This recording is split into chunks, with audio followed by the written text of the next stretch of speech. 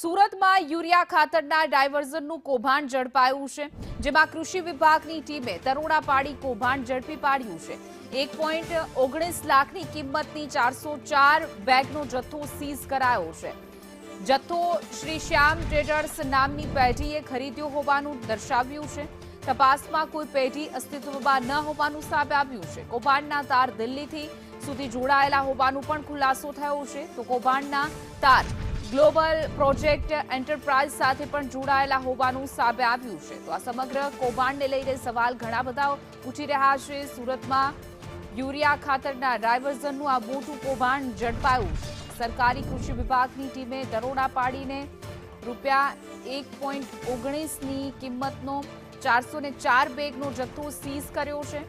તપાસ દરમિયાન આ જથ્થો બેસ્તાનની શ્રી શ્યામ ટ્રેડર્સ નામની પેઢી દ્વારા ખરીદાયો હોવાનું દર્શાવવામાં આવ્યું હતું, પરંતુ તપાસમાં તે સરનામે કોઈ પેઢી જ અસ્તિત્વમાં નથી, જેના કારણે કૌભાંડ થયાની શંકા છે। કૌભાંડના તાર દિલ્હી સુધી પહોંચ્યા હોવાનું પણ સામે આવી રહ્યું છે।